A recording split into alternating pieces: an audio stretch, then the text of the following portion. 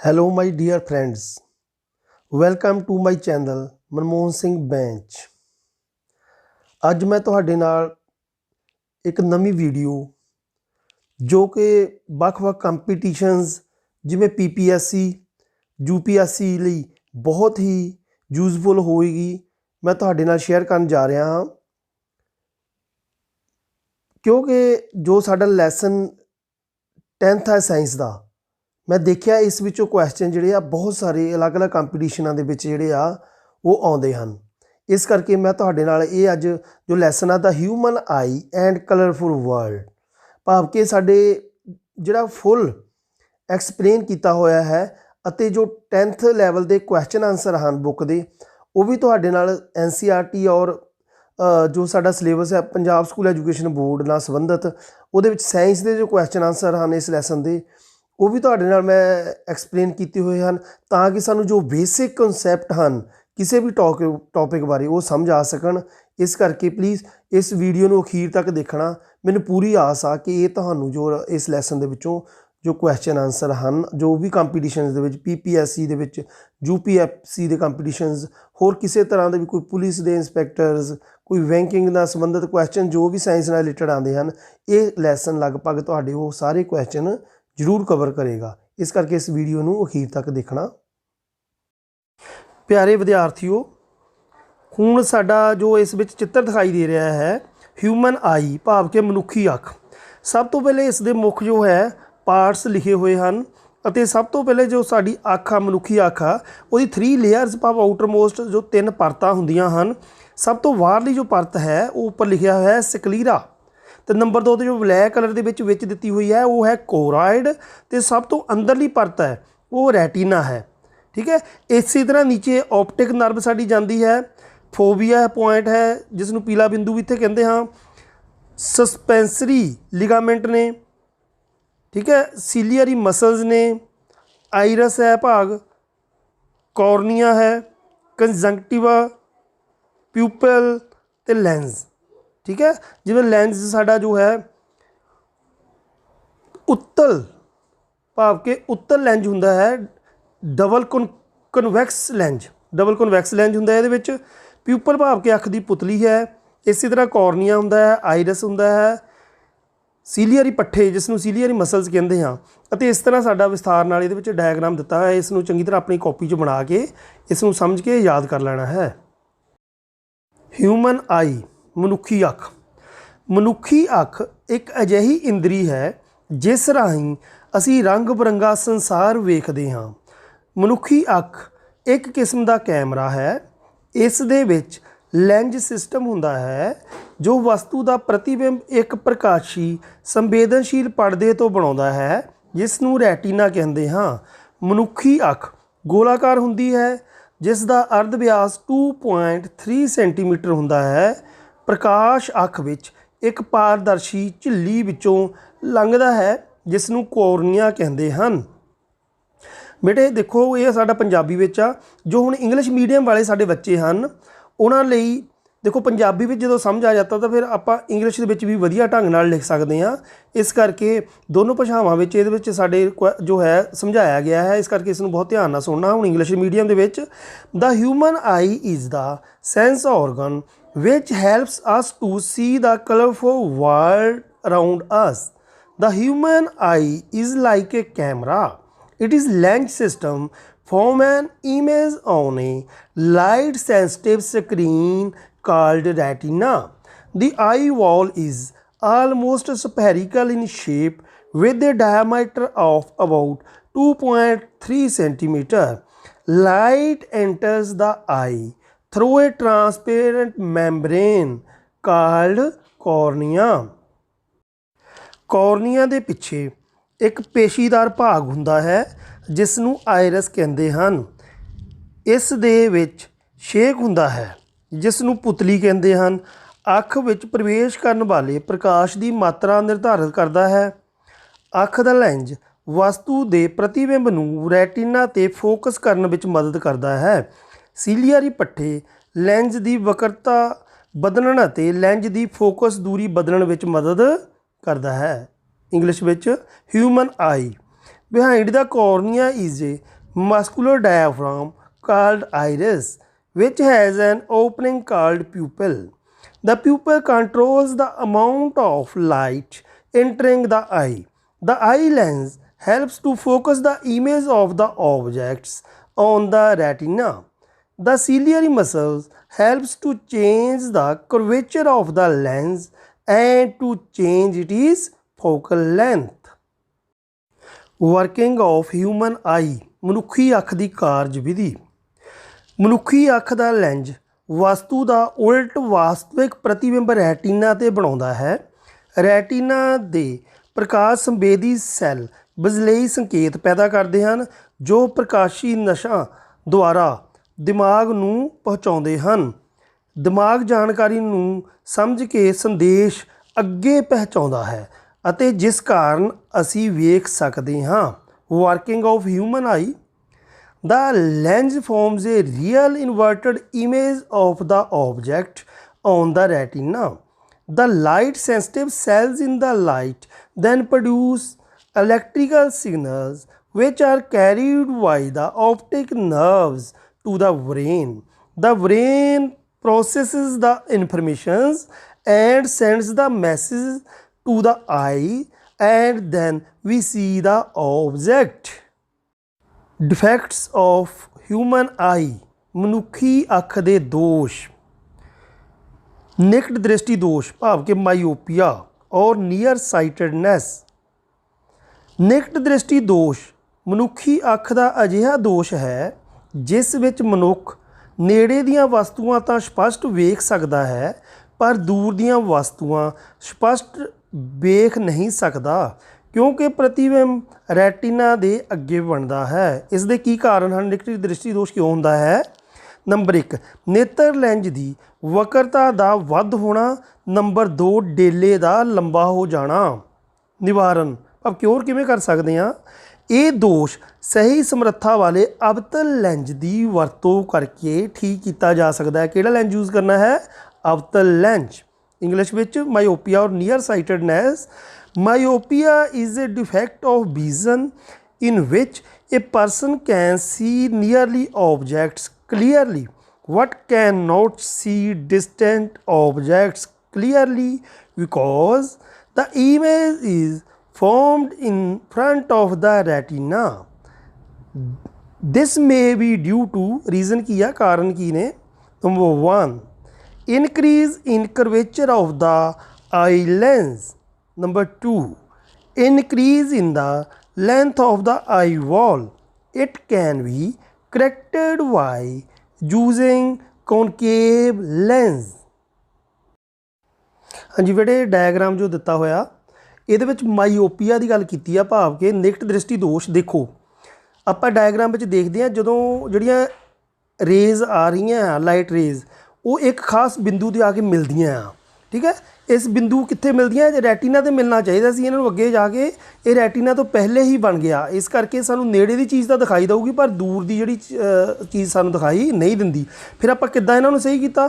ਆਹ ਦੇਖੋ ਮੂਹਰੇ ਅਵਤਲ ਲੈਂਜ ਜੋ ਵਿਚਕਾਰੋਂ ਕੀ ਹੁੰਦਾ? ਪਤਲਾ ਹੁੰਦਾ ਅਤੇ ਸਿਰਿਆਂ ਤੋਂ ਮੋਟਾ ਭਾਵ ਕਿ ਕਿਹੜਾ? ਕਨਕੇਵ ਲੈਂਸ। ਦੇਖੋ ਕਨਕੇਵ ਲੈਂਸ ਲਗਾਇਆ ਆਪਾਂ ਇਹਦੇ ਬਾਹਰ। ਕਨਕੇਵ ਲੈਂਸ ਲਗਾਉਣ ਨਾਲ ਕੀ ਹੋਇਆ? ਜਿਹੜੀ ਇਹਦੇ ਵਿੱਚ ਇਮੇਜ ਸੀ ਭਾਵ ਕਿ ਇਹਦੀ ਜਿਹੜੀ ਪ੍ਰਤੀਬਿੰਬ ਬਣਿਆ ਉਹ ਰੈਟੀਨਾ 'ਤੇ ਸਹੀ ਬਣ ਗਿਆ। ਇਸ ਤਰ੍ਹਾਂ ਇਹ ਆਪਾਂ ਇਹਨੂੰ ਕਰੈਕਟ ਕਰ ਦਿੱਤਾ। ਠੀਕ ਹੈ, ਇਸ ਕਰਕੇ ਆਪਾਂ ਇਹਦੇ ਲਈ ਕਨਕੇਵ ਲੈਂਸ ਵਾਲੇ ਜਿਹੜੇ ਆ ਜਿਹੜੇ ਕਨਕੇਵ ਲੈਂਸ ਵਾਲੀਆਂ ਐਨਕਾਂ ਆ ਉਹ ਲਗਾ ਸਕਦੇ ਹਾਂ। ਕਨਕੇਵ ਲੈਂਸ। ਹਾਈਪਰਮੈਟਰੋਪੀਆ ਭਾਵ ਕਿ ਦੂਰ ਦ੍ਰਿਸ਼ਟੀ ਦੋਸ਼। ਇਸ ਦੋਸ਼ ਵਿੱਚ ਜਿਸ ਵਿੱਚ ਮਨੁੱਖ ਨੂੰ ਦੂਰ ਦੀਆਂ ਵਸਤੂਆਂ ਤਾਂ ਸਪਸ਼ਟ ਨਜ਼ਰ ਆਉਂਦੀਆਂ ਹਨ ਪਰ ਨੇੜੇ ਦੀਆਂ ਵਸਤੂਆਂ ਸਪਸ਼ਟ ਨਜ਼ਰ ਨਹੀਂ ਆਉਂਦੀਆਂ ਕਿਉਂਕਿ ਵਸਤੂ ਦਾ ਪ੍ਰਤੀਬਿੰਬ ਰੈਟੀਨਾ ਦੇ ਪਿੱਛੇ ਬਣਦਾ ਹੈ। ਕਾਰਨ ਲੈਂਜ ਦੀ ਵਕਰਤਾ ਦਾ ਘਟ ਜਾਣਾ, ਡੇਲੇ ਦੀ ਲੰਬਾਈ ਦਾ ਘਟ ਜਾਣਾ। ਉੱਧਰ ਵੱਧ ਜਾਣਾ ਸੀ, ਇੱਧਰ ਘਟ ਜਾਣਾ ਆ। ਨਿਵਾਰਨ ਭਾਵ ਕਿੱਦਾਂ ਆਪਾਂ ਇਹਨੂੰ ਕਰ ਸਕਦੇ ਕਰੈਕਟ? ਸਹੀ ਸਮਰੱਥਾ ਵਾਲੇ ਉੱਤਲ ਲੈਂਜ ਦੀ ਵਰਤੋਂ ਕਰਕੇ। ਇੰਗਲਿਸ਼ ਵਿੱਚ hypermetropia is a defect of vision in which a person can see distant objects clearly but cannot see nearby objects clearly because the image is formed behind the retina. This may be due to number 1 decrease in curvature of eye lens, number 2 decrease in the length of the eyeball. It can be corrected by using a suitable convex lens. ਉਹਦੇ ਵਿੱਚ ਆਪਾਂ ਬੇਟੇ ਜਿਹੜਾ ਮਾਈਓਪੀਆ ਦੇ ਵਿੱਚ ਕਨਕੇਵ lens use ਕੀਤਾ ਸੀ ਤੇ ਹਾਈਪਰਮੈਟਰੋਪੀਆ ਦੇ ਵਿੱਚ ਇੱਕ ਆਪਾਂ ਗੱਲ ਯਾਦ ਰੱਖਣੀ ਹੈ ਕਿ ਇਸ ਵਿੱਚ ਕਨਵੈਕਸ ਲੈਂਸ ਯੂਜ਼ ਕਰਨਾ ਹੈ ਹਾਈਪਰਮੈਟਰੋਪੀਆ ਦੇ ਵਿੱਚ। ਹਾਂਜੀ ਬੱਚੋ, ਇਹ ਜਿਹੜੇ ਡਾਇਗਰਾਮ ਦੇਖੋ ਦਿੱਤੇ ਹੋਏ ਨੇ ਇਹਦੇ ਵਿੱਚ ਸਭ ਤੋਂ ਪਹਿਲੇ ਡਾਇਗਰਾਮ ਦੱਸਿਆ ਨਾਰਮਲ ਵਿਜ਼ਨ ਦਾ, ਜਿਸ ਵਿੱਚ ਜੋ ਲਾਈਟ ਰੇਜ਼ ਆ ਰਹੀਆਂ ਪਿੱਛੋਂ 3 ਉਹ ਇੱਕ ਖਾਸ ਬਿੰਦੂ ਤੇ ਆ ਗਏ, ਇੱਕ ਖਾਸ ਪੁਆਇੰਟ ਤੇ ਆ ਕੇ ਫੋਕਸ ਹੋ ਰਹੀਆਂ ਨੇ, ਉੱਥੇ ਇਮੇਜ ਬਣਦੀ ਆ। ਠੀਕ ਹੈ, ਉਹ ਕਿਹੜੀ ਪੁਆਇੰਟ ਆ ਭਲਾ? ਸਭ ਤੋਂ ਜਿਹੜੀ ਸਾਡੀ ਥਰਡ ਲੇਅਰ ਅੰਦਰਲੀ ਇੰਟਰਨਲ ਲੇਅਰ ਆ, ਸਾਡੀ 3 ਲੇਅਰਸ ਆਈਜ਼ ਦੀਆਂ ਪੜ੍ਹੀਆਂ ਸੀ ਆਪਾਂ। ਸਭ ਤੋਂ ਜਿਹੜੀ ਇੰਟਰਨਲ ਲੇਅਰ ਆ ਜਿਹਨੂੰ ਰੈਟੀਨਾ ਕਹਿੰਦੇ, ਉਹਦੇ 'ਤੇ ਹਰ ਚੀਜ਼ ਜਦੋਂ ਫੋਕਸ ਹੁੰਦੀ ਆ, ਭਾਵ ਹਰ ਰੇਜ਼ ਜਿਹੜਾ ਇਹਦਾ ਇਮੇਜ ਬਣਦੀ ਆ, ਫੋਕਸ ਹੁੰਦੀ ਆ, ਉਹ ਰੈਟੀਨਾ 'ਤੇ ਬਣਨਾ ਹੁੰਦਾ ਆ। ਅਤੇ ਆਪਾਂ ਪਿੱਛੇ ਦੇਖਿਆ ਸੀ ਮਾਈਓਪੀਆ ਦੇ ਰੈਟੀਨਾ ਤੋਂ ਪਹਿਲੇ ਹੀ ਬਣ ਜਾਂਦਾ ਸੀ। ਹੁਣ ਆਪਾਂ ਅੱਗੇ ਦੇਖਾਂਗੇ ਇਹਦੇ ਵਿੱਚ ਇਹ ਨਾਰਮਲ ਵਿਜ਼ਨ ਦੱਸਿਆ ਹੋਇਆ ਕਿ ਰੈਟੀਨਾ 'ਤੇ ਬਣਨਾ ਚਾਹੀਦਾ ਆ।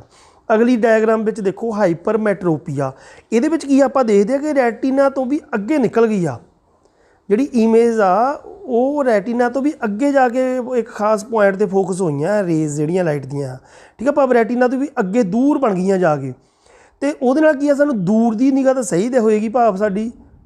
ਠੀਕ ਹੈ, ਜਿਹੜੀ ਦੂਰ ਦੀ ਨਿਗਾਹ ਸਹੀ ਹੋਏਗੀ ਕਿਉਂਕਿ ਪਰ ਇਮੇਜ ਜਿਹੜੀ ਦੂਰ ਬਣੀ ਹੈ ਪਰ ਨੇੜੇ ਦੀਆਂ ਸਾਨੂੰ ਸਾਫ਼ ਦਿਖਾਈ ਨਹੀਂ ਦੇਊਗੀ, ਕਿਉਂਕਿ ਜਿਹੜਾ ਇਮੇਜ ਬਣੀ ਹੈ ਸਾਡਾ ਫੋਕਸ ਹੋਈ ਆ ਉਹ ਰੈਟੀਨਾ ਤੋਂ ਵੀ ਅੱਗੇ ਨਿਕਲ ਗਈਆਂ। ਅਤੇ ਫਿਰ ਆਪਾਂ ਇਹਨੂੰ ਕਰੈਕਟ ਕਿੱਦਾਂ ਕਰਾਂਗੇ?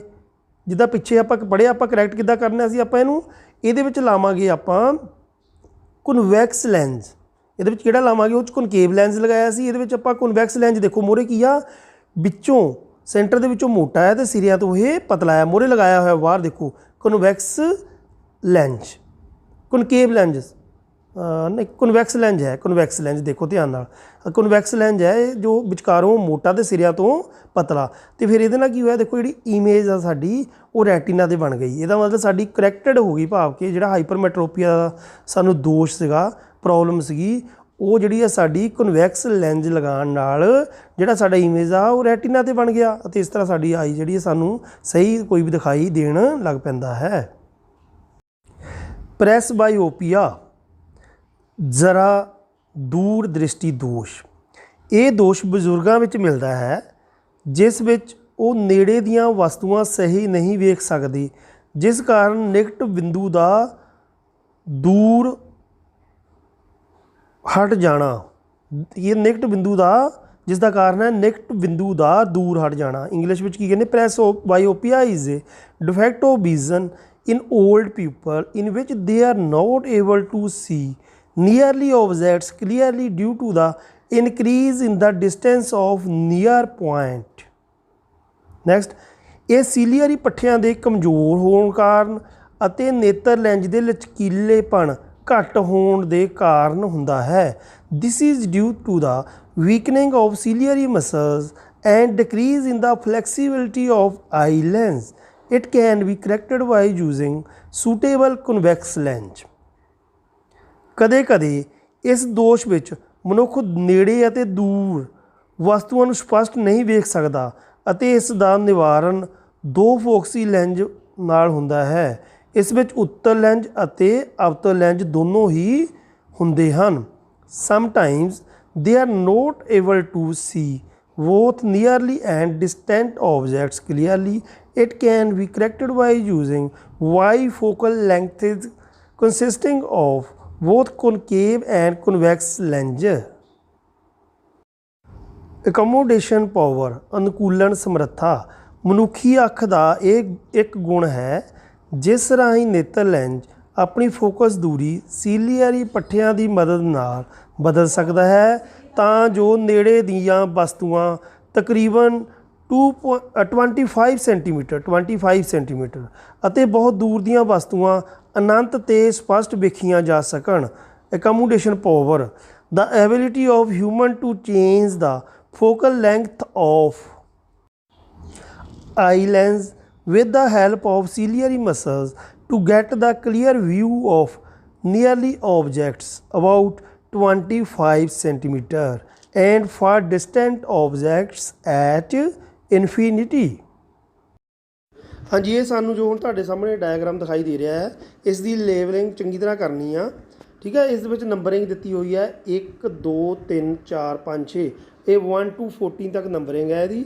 ਅਤੇ ਇਹਦੇ ਵਿੱਚ ਤਾਂ ਨੰਬਰ 1 'ਤੇ ਆ ਆਪਟਿਕ ਨਰਵ ਹੈ। ਠੀਕ ਹੈ, ਇਸੇ ਤਰ੍ਹਾਂ ਉਹਦੀਆਂ ਬਾਹਰਲੀਆਂ ਲੇਅਰਸ ਆ ਸਕਲੀਰੋਟਿਕ ਕੋਰੋਇਡ ਰੈਟੀਨਾ ਲੈਂਸ ਦਿੱਤਾ ਹੋਇਆ ਹੈ, ਆਈਰਸ ਕੋਰਨੀਆ।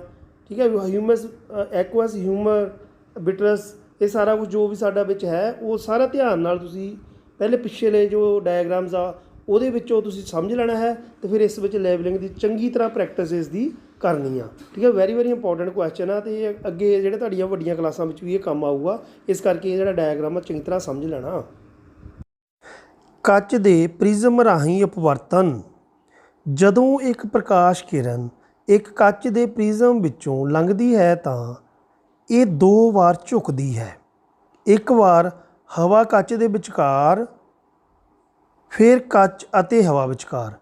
ਪ੍ਰਿਜ਼ਮ ਵਿੱਚੋਂ ਨਿਕਲਣ ਲਈ ਕਿਰਨ ਦਾ ਕੋਣ ਅਪਵਰਤਕ ਕੋਣ ਨਾਲੋਂ ਵੱਖਰਾ ਹੋਵੇਗਾ, ਜਿਸ ਨੂੰ ਨਿਰਗਮਨੀ ਕੋਣ ਕਹਿੰਦੇ ਹਨ। Refraction of light through a glass prism. ਹਾਂਜੀ, ਬਟ ਇਹਦੇ ਵਿੱਚ ਡਾਇਗਰਾਮ ਬਣਿਆ ਹੋਇਆ, ਉਹਨੂੰ ਬਹੁਤ ਧਿਆਨ ਨਾਲ ਦੇਖੋ। ਜਿਹੜੀ ਰੇਜ਼ ਆਉਂਦੀ ਆ ਉਹਨੂੰ ਕਹਿੰਦੇ ਆਪਾਂ ਇੰਸੀਡੈਂਟ ਰੇ। ਦੇਖੋ ਇੰਸੀਡੈਂਟ ਰੇ ਸਿੱਧੀ ਨਿਕਲ ਗਈ ਬਿਲਕੁਲ। ਠੀਕ ਹੈ, ਅਤੇ ਜਦੋਂ ਸੈਂਟਰ ਦੇ ਵਿੱਚੋਂ ਵੈਂਡ ਹੋਈ ਆ, ਉਹ ਜਿਹੜੀ ਵਿੱਚ ਅੰਦਰਲੇ ਪਾਸੇ ਆ ਰੇਜ਼ ਉਹਨੂੰ ਬੋਲਦੇ ਰਿਫਰੈਕਟਡ ਰੇਜ਼। ਆ ਦੇਖੋ ਵਿੱਚ ਜਿਹੜੀ ਸਿੱਧੀ ਆ, ਜਿਹੜੀ ਬਾਹਰ ਨਿਕਲੀ ਆ ਉਹਨੂੰ ਬੋਲਦੇ ਇਮਰਜੈਂਟ ਰੇਜ਼। ਸਭ ਤੋਂ ਪਹਿਲੇ ਸਾਨੂੰ 3 ਰੇਜ਼ ਬਾਰੇ ਸਮਝ ਆਉਣਾ ਚਾਹੀਦਾ। ਇੰਸੀਡੈਂਟ ਰੇਜ਼ ਜਿਹੜੀ ਆ ਰਹੀ ਆ, ਜਿਹੜੀ ਇਹਦੇ ਪ੍ਰਿਜ਼ਮ ਦੇ ਅੰਦਰ ਬੈਂਡ ਹੋਈ ਆ ਸਿੱਧੀ, ਉਹ ਹੈਗੀ ਆ ਰਿਫਰੈਕਟਡ ਰੇਜ਼। ਅਤੇ ਜਿਹੜੀ ਪ੍ਰਿਜ਼ਮ ਤੋਂ ਬਾਹਰ ਨਿਕਲੀ ਆ ਇਹ ਉਹਨੂੰ ਬੋਲਦੇ ਇਮਰਜੈਂਟ ਰੇਜ਼। ਠੀਕ ਹੈ, ਹੁਣ ਆਪਾਂ ਗੱਲ ਅੱਗੇ ਕਰਨੀ ਹੈ angle of deviations and angle of emergence. Angle of deviations ਕੀ ਆ, ਜਿਹੜੀ ਇੰਸੀਡੈਂਟ ਰੇਜ਼ ਆਈ ਸੀ ਅਤੇ ਜਿਹੜੀ ਇਮਰਜੈਂਟ ਰੇਜ਼ ਆ ਉਹਦੇ ਵਿੱਚ ਜਿਹੜਾ 1 ਵਾਲਾ ਐਂਗਲ ਆ ਉਹਨੂੰ ਬੋਲਦੇ angle of deviation. Angle between the incident rays and emergent rays is known as angle of deviations. ਇਹ ਧਿਆਨ ਨਾਲ ਸਮਝ ਲਓ, ਥੱਲੇ ਇਸ ਵਿੱਚ ਡਿਟੇਲ 'ਚ ਦੱਸਿਆ ਹੋਇਆ। ਵੈਨ ਏ ਰੇ of light passes through a glass prism, it gets bent twice at the air glass interface and glass air interface. The emergent ray is deviated by an angle to the incident ray. The angle is called angle of deviations. ਇਸ ਵਿੱਚ ਇਸ ਤਰ੍ਹਾਂ ਵੀ ਦੱਸਿਆ ਹੋਇਆ ਜਿੱਦਾਂ ਆਪਾਂ ਦੱਸ ਸਕਦੇ ਹਾਂ, ਦਾ emergent ray ਤੋਂ ਲੈ ਕੇ angle of deviation ਤੱਕ, ਜਾਂ ਤੁਸੀਂ ਜਿੱਦਾਂ ਨੋਟ ਕਰ ਲਓ ਇੱਦਾਂ ਵੀ ਲਿਖ ਸਕਦੇ ਹਾਂ। The angle between the incident rays and emergent ray is known as angle of deviation। ਇਹ ਤੁਸੀਂ ਸੌਖੇ ਤਰੀਕੇ ਨਾਲ ਇੱਦਾਂ ਯਾਦ ਕਰ ਸਕਦੇ ਹੋ। ਸਫੇਦ ਪ੍ਰਕਾਸ਼ ਦਾ ਕੱਚ ਦੇ ਪ੍ਰਿਜ਼ਮ ਰਾਹੀਂ ਵਰਣ ਵਿਖੇਪਣ, ਜਾਂ ਵਰਣ ਵਿਖੇਪਣ ਕਿਸ ਨੂੰ ਕਹਿੰਦੇ ਹਨ? ਜਦੋਂ ਇੱਕ ਸਫੇਦ ਪ੍ਰਕਾਸ਼ ਕਿਰਨ ਇੱਕ ਕੱਚ ਦੇ ਪ੍ਰਿਜ਼ਮ ਵਿੱਚੋਂ ਲੰਘਦੀ ਹੈ ਤਾਂ ਉਹ 7 ਰੰਗਾਂ ਦੀ ਪੱਟੀ ਵਿੱਚ ਖਿੰਡ ਜਾਂਦੀ ਹੈ, ਜਿਸ ਨੂੰ ਸਪੈਕਟਰਮ ਕਹਿੰਦੇ ਹਨ। ਇਸ ਨੂੰ ਚਿੱਟੇ ਪ੍ਰਕਾਸ਼ ਦਾ ਵਿਖੇਪਣ ਕਹਿੰਦੇ ਹਨ। ਇਸ ਸਪੈਕਟਰਮ ਵਿੱਚ ਬੈਂਗਣੀ ਜਾਂ ਜਾਮਣੀ, ਨੀਲਾ, ਹਰਾ, ਪੀਲਾ, ਸੰਤਰੀ ਅਤੇ ਲਾਲ ਰੰਗ ਹੁੰਦੇ ਹਨ, ਜਿਸ ਵਿੱਚੋਂ ਲਾਲ ਰੰਗ ਸਭ ਤੋਂ ਘੱਟ ਅਤੇ ਬੈਂਗਣੀ ਰੰਗ ਸਭ ਤੋਂ ਜ਼ਿਆਦਾ ਝੁਕਦਾ ਹੈ। ਉੱਪਰ ਦੇਖੋ ਲਾਲ ਰੰਗ ਹੈ ਬੇਬਗੁਆਇਰ ਦੇ ਵਿੱਚ ਸਪੈਕਟਰਮ ਜਿਹੜਾ ਬਣਿਆ ਹੋਇਆ ਹੈ, ਅਤੇ ਬੈਂਗਣੀ ਰੰਗ ਵੀ ਵਾਇਲਟ ਸਭ ਤੋਂ ਨੀਚੇ ਹੈ। ਇੰਗਲਿਸ਼ ਵਿੱਚ when a beam of light is passed through a glass prism, it split up into a band of colors called spectrum. This is called dispersion of white light.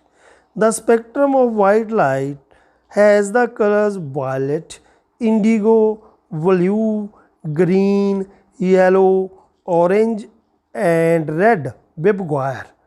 The red light band is the least and violet light bends the most. ਤੁਸੀਂ diagram ਵਿੱਚ ਉੱਪਰ ਦੇਖ ਸਕਦੇ ਹੋ, ਜਿਹੜਾ ਉੱਪਰ R ਹੈ ਅਤੇ ਸਭ ਤੋਂ ਨੀਚੇ ਜੋ ਜ਼ਿਆਦਾ ਵੈਂਡ ਹੁੰਦਾ ਹੈ ਉਹ ਵੀ ਹੈ ਵਾਇਲਟ। ਡਿਸਪਰਸ਼ਨ ਆਫ ਲਾਈਟ ਭਾਵ ਚਿੱਟੇ ਪ੍ਰਕਾਸ਼ ਦਾ ਵਿਖੇਪਣ ਇਸ ਡਾਇਆਗਰਾਮ ਵਿੱਚ ਬਹੁਤ ਹੀ ਵਧੀਆ ਢੰਗ ਨਾਲ ਦੱਸਿਆ ਗਿਆ। ਦੇਖੋ ਗਲਾਸ ਦੀ ਇੱਕ ਪ੍ਰਿਜ਼ਮ ਆ, ਉਹਦੇ ਵਿੱਚੋਂ ਵਾਈਟ ਲਾਈਟ ਆਈ ਆ, ਠੀਕ ਹੈ ਸਾਡਾ, ਕਿਉਂਕਿ ਸਾਨੂੰ ਪਤਾ ਕਿ ਲਾਈਟ ਜਿਹੜਾ ਉਹਦਾ ਕਲਰ ਆਪਣਾ ਵਾਈਟ ਹੀ ਆ। ਜਦੋਂ ਜਿੱਦਾਂ ਪ੍ਰਿਜ਼ਮ ਵਿੱਚੋਂ ਜਾਂ ਕਿਸੇ ਚੀਜ਼ ਵਿੱਚੋਂ ਲੰਘਦੀ ਆ ਤਾਂ ਉਸ ਦੇ ਹਿਸਾਬ ਨਾਲ ਉਹਦੇ ਜਿਹੜੇ ਐਂਗਲ ਅਲੱਗ-ਅਲੱਗ ਐਂਗਲ 'ਤੇ ਜਿਹੜਾ ਉਹਦੀ ਆ ਇਮਰਜੈਂਟ ਰੇਜ਼ ਜਿਹੜੀ ਆ ਉਹ ਜਾਂ ਰਿਫਲੈਕਟਡ ਰੇ ਆ ਅਲੱਗ-ਅਲੱਗ ਐਂਗਲ 'ਤੇ ਝੁਕਦੀਆਂ ਆ। ਹੁਣ ਆਪਾਂ ਦੇਖਦੇ ਹਾਂ ਜਿਹੜੀ ਇੰਸੀਡੈਂਟ ਰੇਟ ਭਾਵ ਵਾਈਟ ਜਿਹੜੀ ਰੇਜ਼ ਆ ਉਹ ਲਾਈਟ ਸਿੱਧੀ ਜਾਣੀ ਚਾਹੀਦੀ ਸੀ, ਪਰੰਤੂ ਸਿੱਧਾ ਜਾਣ ਦੀ ਬਜਾਏ ਉਹ ਜਿਹੜਾ ਪ੍ਰਿਜ਼ਮ ਵਿੱਚੋਂ ਐਂਟਰ ਹੋਣ ਤੋਂ ਬਾਅਦ ਉਹ ਇੱਕ ਸਾਈਡ ਨੂੰ ਵੈਂਡ ਹੋ ਗਈ। ਇਮਰਜੈਂਟ ਰੇਜ਼ ਜਿਹੜੀ ਨਿਕਲੀ ਸਭ ਤੋਂ ਉੱਪਰ ਰੈੱਡ ਹੈ, ਫਿਰ ਉਸ ਤੋਂ ਜ਼ਿਆਦਾ ਵੈਂਡ ਹੋਏਗੀ ਔਰੇਂਜ, ਉਸ ਤੋਂ ਜ਼ਿਆਦਾ ਵੈਂਡ ਹੋਏਗੀ ਯੈਲੋ, ਉਸ ਤੋਂ ਜ਼ਿਆਦਾ ਗਰੀਨ, ਉਸ ਤੋਂ ਜ਼ਿਆਦਾ ਬਲੂ, ਦੈਨ ਇੰਡੀਗੋ, ਅਤੇ ਸਭ ਤੋਂ ਜ਼ਿਆਦਾ ਜਿਹੜੀ ਵੈਂਡ ਹੁੰਦੀ ਹੈ ਉਹ ਵਾਇਲਟ ਹੈ। ਇਸ ਕਰਕੇ ਜਿਹੜੀ ਆ ਵਾਇਲਟ ਜਿਹੜੀ ਆ ਉਹ ਜ਼ਿਆਦਾ ਝੁਕਦੀ ਆ ਅਤੇ ਰੈੱਡ ਜਿਹੜਾ ਘੱਟ ਝੁਕਦਾ ਹੈ।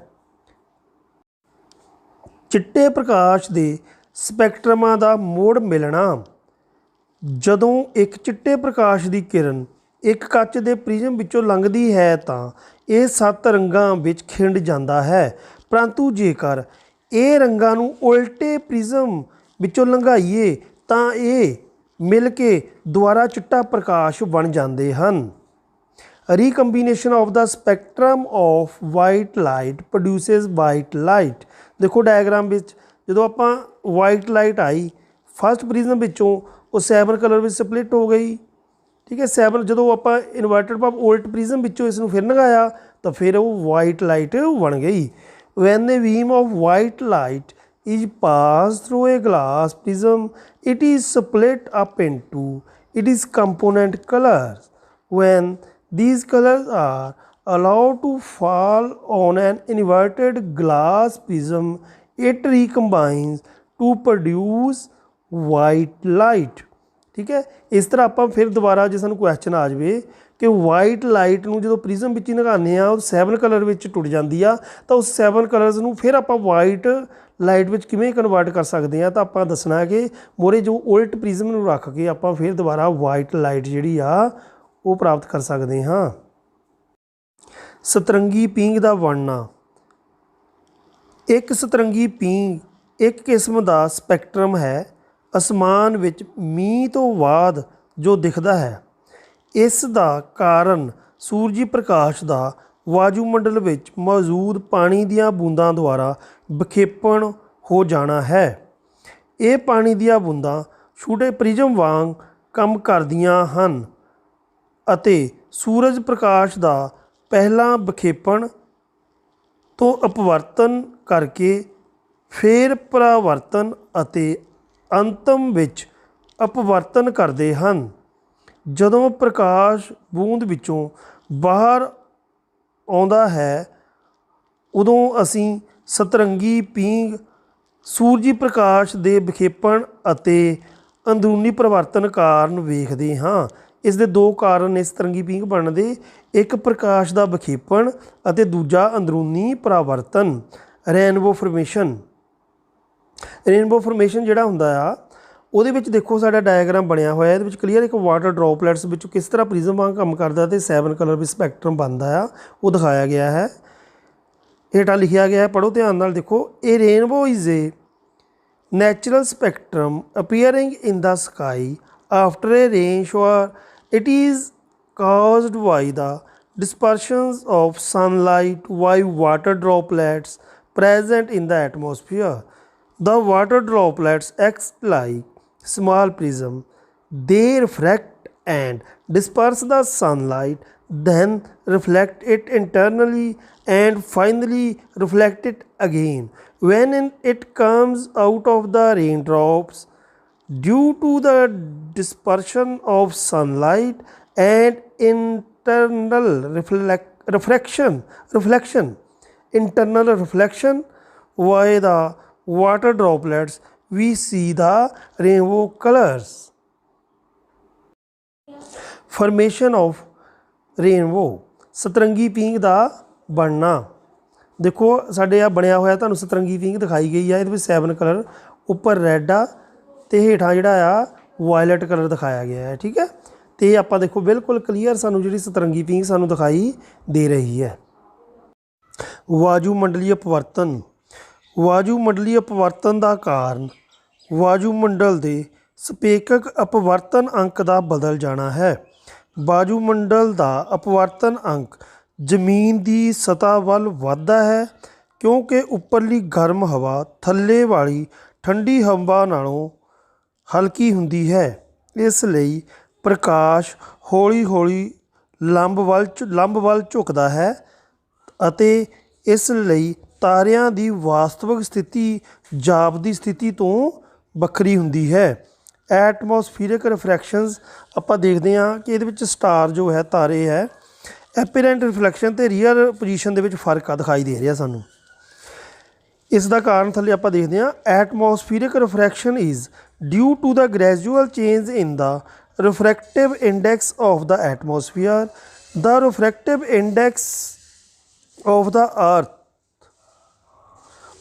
the refractive index of the atmosphere gradually increases toward the surface of the earth because the hot air above the less dense than the cool air below, so light gradually bends towards the normal, so the real position of the star is different from the apparent positions।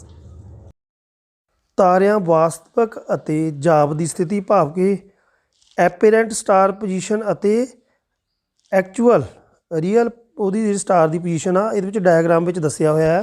ਅਸੀਂ ਦੇਖਿਆ ਸੀ ਕਿ ਜਿਵੇਂ ਜਿਵੇਂ ਧਰਤੀ ਦੇ ਥੱਲੇ ਨੂੰ ਆਉਂਦੇ ਆਪਾਂ ਰਿਫਰੈਕਟਿਵ ਇੰਡੈਕਸ ਉਹਦਾ ਇਨਕਰੀਜ਼ ਹੁੰਦਾ ਆ ਅਤੇ ਉੱਪਰ ਨੂੰ ਜਾਣ ਨਾਲ ਜਿਹੜਾ ਰਿਫਰੈਕਟਿਵ ਇੰਡੈਕਸ ਜਿਹੜਾ ਆ ਉਹ ਡਿਕਰੀਜ਼ ਹੁੰਦਾ ਆ। ਦੇਖੋ ਰੇਜ਼ ਸਟਾਰ ਇਸੇ ਕਾਰਨ ਹੀ ਜਿਹੜਾ ਰਿਫਰੈਕਟਿਵ ਇੰਡੈਕਸ ਦੇ ਚੇਂਜ ਹੋਣ ਕਰਕੇ ਹੀ ਜਿਹੜੇ ਸਾਨੂੰ ਸਟਾਰ ਦੀ ਜਿਹੜੀ ਪੋਜੀਸ਼ਨ ਆ ਐਕਚੁਅਲ ਤੋਂ ਐਪੀਰੈਂਟ ਜਿਹੜੀ ਸਟਾਰ ਦੀ ਪੋਜੀਸ਼ਨ ਦਿਖਾਈ ਦਿੰਦੀ ਹੈ। ਇਸ ਦਾ ਮੇਨ ਮੁੱਖ ਕਾਰਨ ਕੀ ਆ, ਰਿਫਰੈਕਟਿਵ ਇੰਡੈਕਸ ਜਿਹੜਾ ਕਹਿਣਾ ਜਦੋਂ ਧਰਤੀ ਦੇ ਥੱਲੇ ਵੱਲ ਨੂੰ ਜਾਂਦੇ ਆ ਤਾਂ ਇਨਕਰੀਜ਼ ਹੁੰਦਾ ਆ ਅਤੇ ਜਦੋਂ ਉੱਪਰ ਵੱਲ ਨੂੰ ਜਾਂਦੇ ਆ ਤਾਂ ਉਹ ਡਿਕਰੀਜ਼ ਹੁੰਦਾ ਹੈ। ਟਵਿੰਕਲਿੰਗ ਆਫ ਸਟਾਰਸ ਭਾਵ ਤਾਰੇ ਕਿਉਂ ਟਿਮਟਮਾਉਂਦੇ ਹਨ।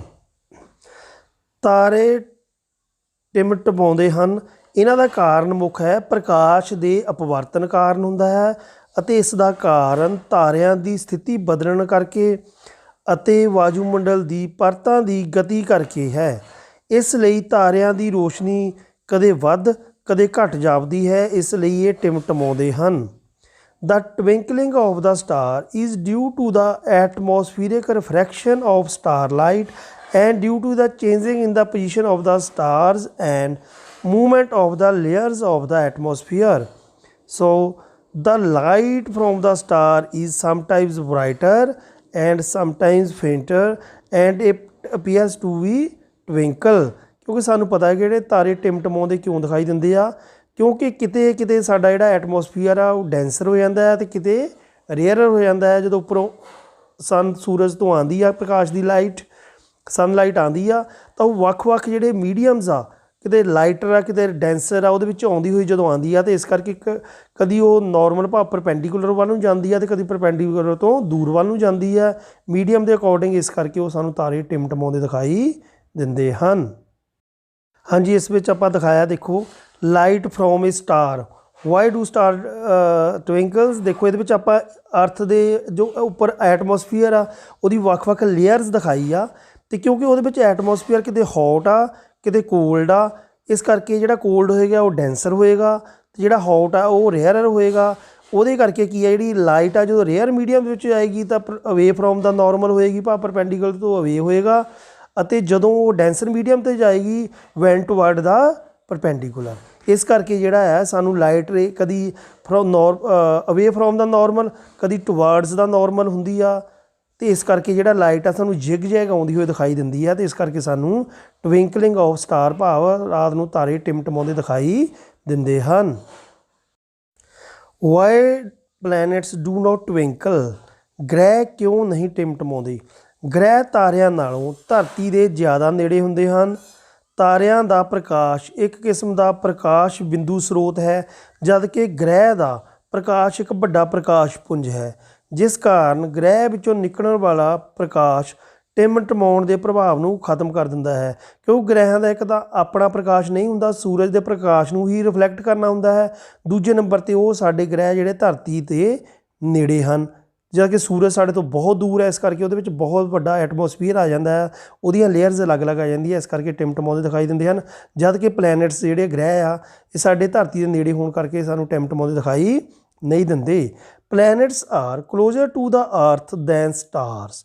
The light from the stars are considered as point source of light, and the light from the planets are considered as extended source of light. So the light from the planets nullify the twinkling effect.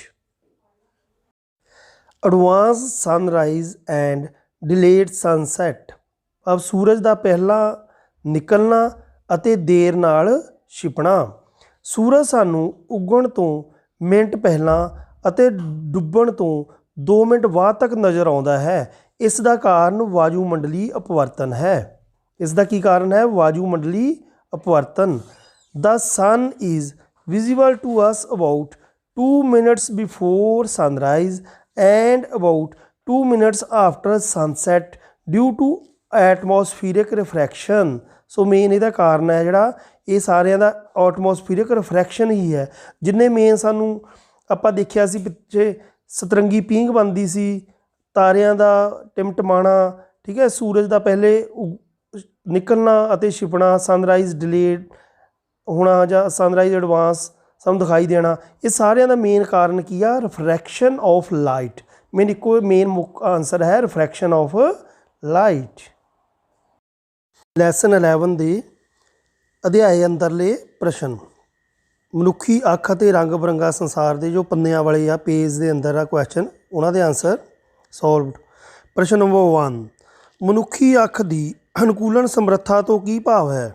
ਉੱਤਰ, ਨੇਤਰ lens ਦੀ ਉਹ ਸਮਰੱਥਾ ਜਿਸ ਦੇ ਕਾਰਨ ਉਹ ਆਪਣੀ focus ਦੂਰੀ ਨੂੰ ਵੱਧ ਜਾਂ ਘੱਟ ਕਰ ਲੈਂਦਾ ਹੈ, ਉਸ ਨੂੰ ਅਨੁਕੂਲਨ ਸਮਰੱਥਾ ਆਖਦੇ ਹਨ। ਪ੍ਰਸ਼ਨ ਨੰਬਰ 2, ਨਿਕਟ ਦ੍ਰਿਸ਼ਟੀ ਦੋਸ਼ ਦਾ ਕੋਈ ਵਿਅਕਤੀ 1.2 ਮੀਟਰ ਤੋਂ ਵੱਧ ਦੂਰੀ ਉੱਤੇ ਰੱਖੀਆਂ ਵਸਤੂਆਂ ਨੂੰ ਸਪਸ਼ਟ ਨਹੀਂ ਦੇਖ ਸਕਦਾ। ਇਸ ਦੋਸ਼ ਨੂੰ ਦੂਰ ਕਰਨ ਲਈ ਸਹੀ ਸੋਧਿਆ ਹੋਇਆ ਲੈਂਜ ਕਿਸ ਪ੍ਰਕਾਰ ਦਾ ਹੋਣਾ ਚਾਹੀਦਾ ਹੈ? ਉਹ ਹੈ ਅਵਤਲ ਲੈਂਜ। ਅਵਤਲ ਲੈਂਜ ਹੋਣਾ ਚਾਹੀਦਾ ਹੈ। ਪ੍ਰਸ਼ਨ ਨੰਬਰ 3, ਮਨੁੱਖੀ ਅੱਖ ਦੀ ਸਧਾਰਨ ਦ੍ਰਿਸ਼ਟੀ ਲਈ ਦੂਰ ਬਿੰਦੂ ਅਤੇ ਨਿਕਟ ਬਿੰਦੂ ਅੱਖ ਤੋਂ ਕਿੰਨੀ ਦੂਰ ਹੁੰਦੀ ਹੈ?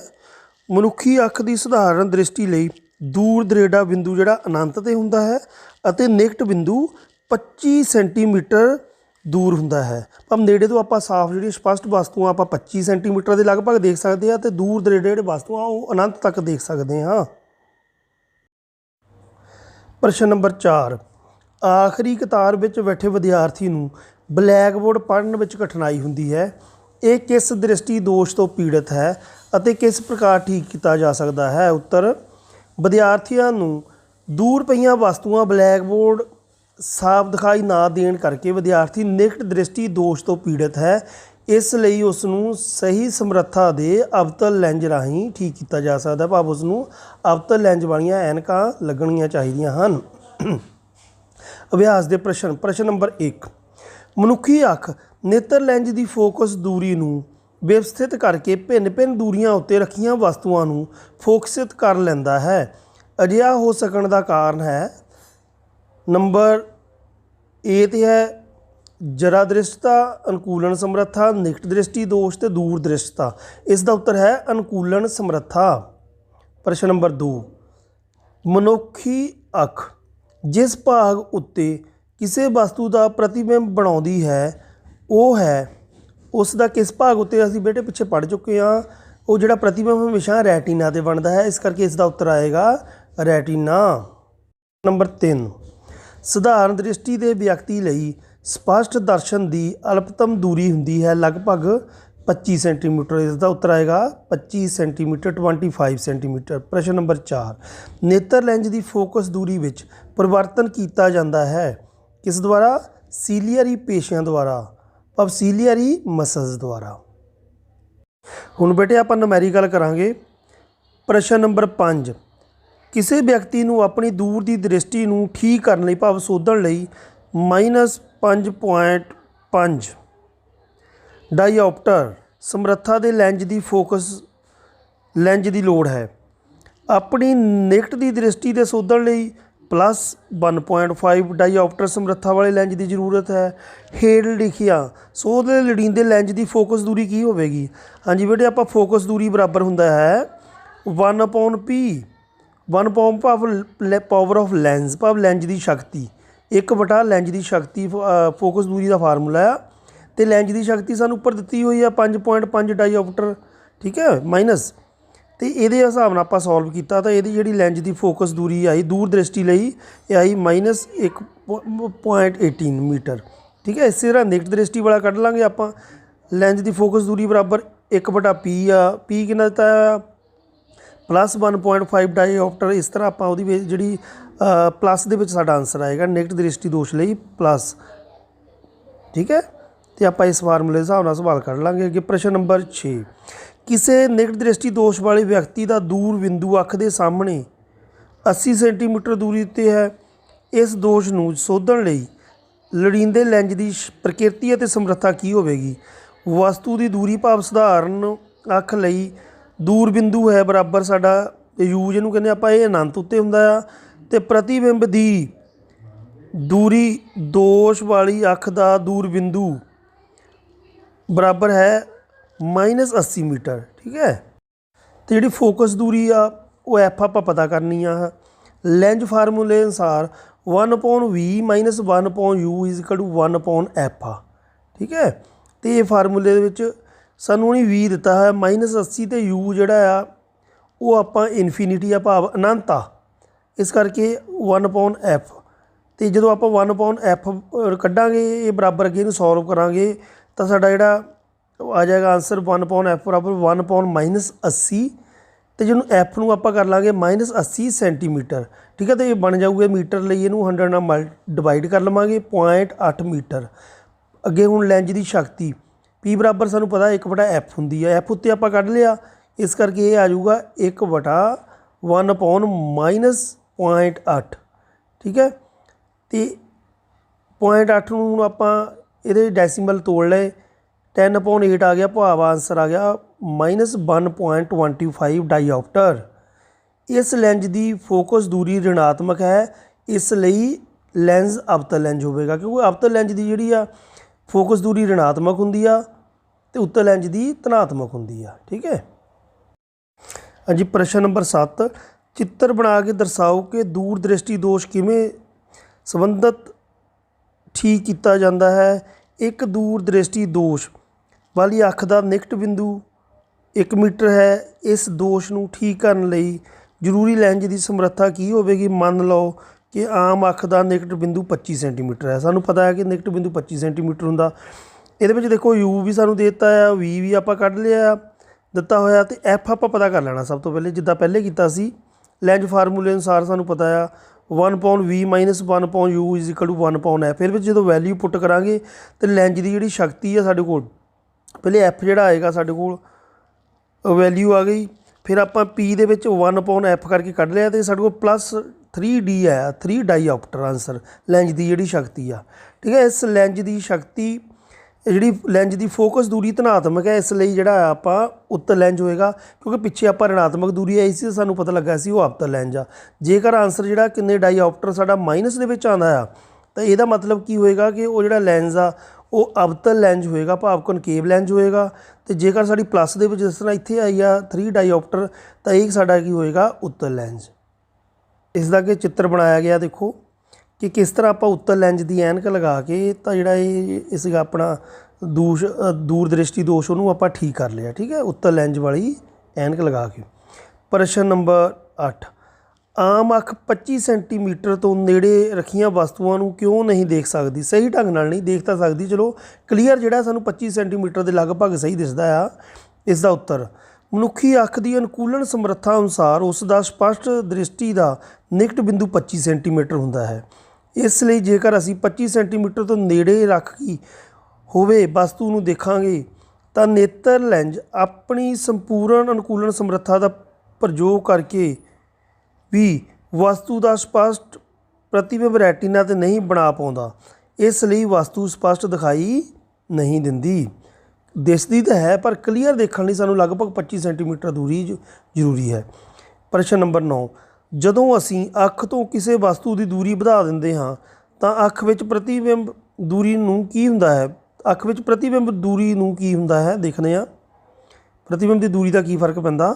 ਉੱਤਰ, ਸਧਾਰਨ ਦ੍ਰਿਸ਼ਟੀ ਵਾਲੇ ਮਨੁੱਖ ਲਈ ਵਸਤੂ ਦੀ ਅੱਖ ਤੋਂ ਦੂਰੀ ਵਧਾਉਣ ਨਾਲ ਵੀ ਨੇਤਰ ਲੈਂਜ਼ ਦੁਆਰਾ ਹੀ ਬਣੇ ਪ੍ਰਤੀਬਿੰਬ ਦੀ ਦੂਰੀ 'ਤੇ ਕੋਈ ਪ੍ਰਭਾਵ ਨਹੀਂ ਪੈਂਦਾ, ਕਿਉਂਕਿ ਨੇਤਰ ਲੈਂਜ਼ ਵਸਤੂ ਦੀ ਹਰੇਕ ਸਥਿਤੀ ਲਈ ਅਨੁਕੂਲਨ ਸਮਰੱਥਾ ਦਾ ਪ੍ਰਯੋਗ ਕਰਕੇ ਪ੍ਰਤੀਬਿੰਬ ਰੈਟੀਨਾ 'ਤੇ ਹੀ ਬਣਾਉਂਦਾ ਹੈ। ਜੇਕਰ ਸਾਡੀ ਅੱਖ ਸਹੀ ਹੈ, ਅੱਖ ਸਾਡੀ ਤੰਦਰੁਸਤ ਹੈ, ਸਾਡਾ ਲੈਂਜ਼ ਅੱਖ ਦੇ ਸਹੀ ਹਨ, ਤਾਂ ਪ੍ਰਤੀਬਿੰਬ ਰੈਟੀਨਾ 'ਤੇ ਹੀ ਬਣੇਗਾ।